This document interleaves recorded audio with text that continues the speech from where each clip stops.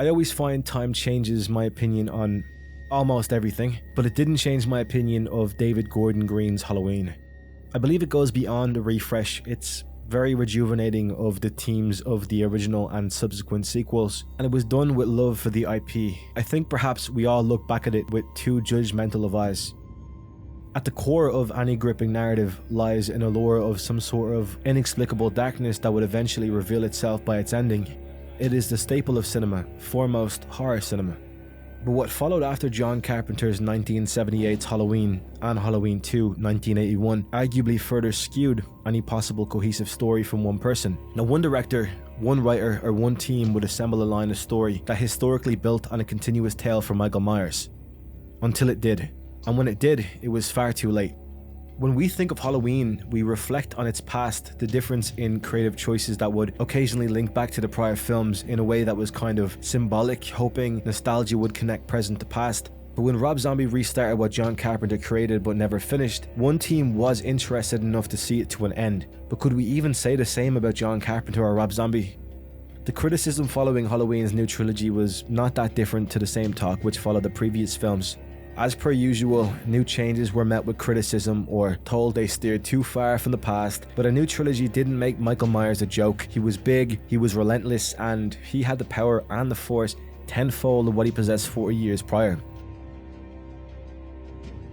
In the Halloween Kills flashback scene, I felt it was dealt with so much grace. Richard Wright and their art department done a remarkable amount of research on the original sets used in the first Halloween film, from measurements of the house, visiting practical locations, working out architecture to the exact same size and scale of the original home, even in communication with Dean Cundy, Halloween 1978's cameraman, to figure out exactly how to light the set, covering the technical conversation of the camera like it was 1978, accompanied by this music which felt fully transportive, from taking you out of the safety of wherever you're viewing it from and placing you right in the action. Feeling like each key and note were a call to arms from the script to the screen, they stuck to what worked and they upped the intensity but kept the familiar body. Part of me wonders if these films didn't work so well due to having combative characters. In the sense of the first couple of films being solely about survivors, this movie gave them a shot at being the aggressor. Going from defense into attack, it was truly in the era of when it came out. The Me Too movement felt like a time of empowerment for women of cinema and women of the real world. These films served as an emotional piece with redemption, trauma, and the way it was taking back power that every Halloween film before it showed only Michael had. Lance Trevoli's suicide gave us a more effective playthrough of what Halloween 4 was attempting to do, but it led to an innocent man's death, showing how the town turned to anger over the trauma of Michael Myers. A perfect display of emotional depth at the expense of somebody undeserving. Most of the work John Carpenter had done was honoured. Green was able to take a different style and approach at rebuilding something plagued with forever changing opinions and expectations. If we could summarise the original film, John Carpenter made a classic, and it was built on suspense, tension. It was slow, it was effective. Rob Zombie's reboot was somewhat of the opposite. It was fast, it was dirty, it was rude, it was loud, and I think that's what made it a perfect reboot. But again, people still chose to hate that film. They find it offensive to what John Carpenter had started. So at one point, when are you really going to separate the two different films? I find a lot of love in the ways that they call back to the older films. Corey's bush scene, the thing playing on the television, the reverse needle stab for Laurie. Plenty of work went into small details, things that many of the real Halloween fans would notice. But we are plagued by this part of us that believes we could possibly in some way make a better film. Like we have all the answers to what works. Like maybe there's some part of us with an ego about how much we love this film, so maybe we know why Michael should do this and Michael should not do that. And maybe that's just the curse of the viewer, is knowing that what we want isn't translating onto the screen.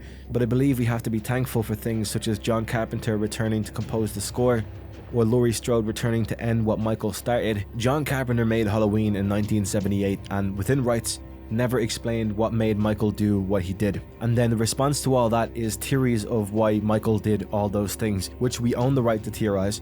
We own the right to class our own opinion on the perfect Halloween storyline. We pick and we can differ from the next person, and we are allowed to believe what we think is better than the other. I agree with that, but I don't believe there is a wrong way to make a film, because a film in itself is a unique projection of our thoughts, which holds different shapes, no pun intended, and is better solely appreciated by their attempt at being different and bold. But this is where the hatred comes from. It's apparently not cool to be different. I don't know the inner workings of John Carpenter, but I feel like He doesn't think the definition of cool is staying in the past and recreating the same films with every new coming generation.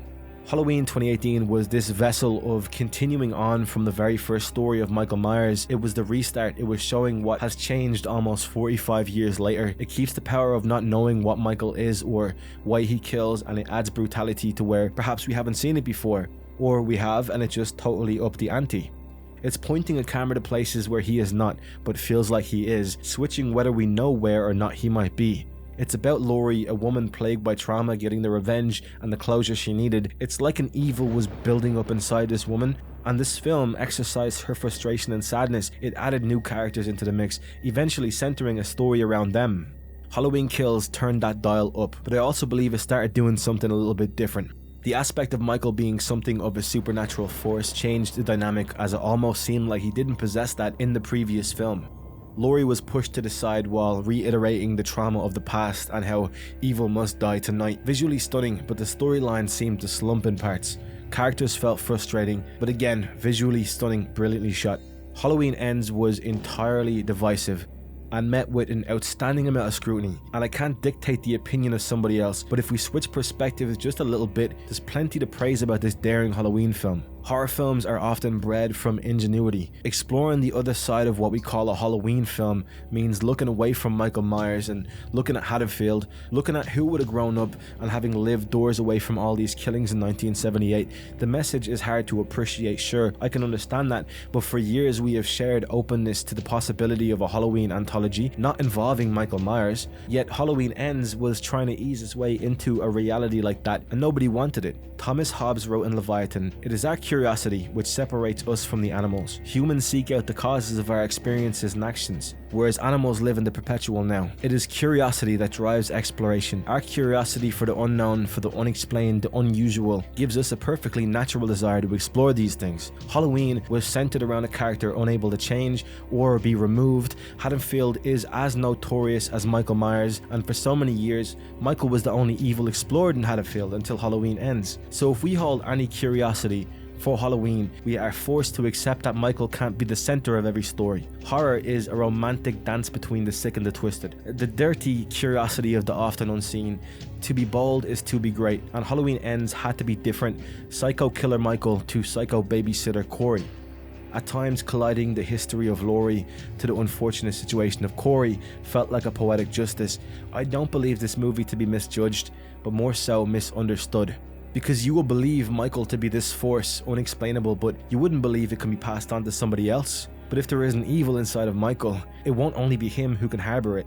Though an accidental death, that was a tool to push Corey onto a path of being perceived as the evil, directly sending him down a path that Michael went down on so many years before. But since it's not Michael, it's now unnecessary or unimportant. Halloween Ends is exactly what it needed to be, but the attachment to Michael Myers held it back. It never had a chance to be its own film because in the eyes of the fans, it would still belong to the same person who headed it over 40 years ago. The complaints of Michael not having enough screen time, fair enough, I get that. We don't see much of him, but we see another important factor, the effect that Michael had over what was at one point in time a quiet small town. Michael's silence in Haddonfield was deafening. Halloween would never just be a night he came home. Michael Myers never left. Halloween Ends would have been the perfect time to pass the torch, but it dropped the ball.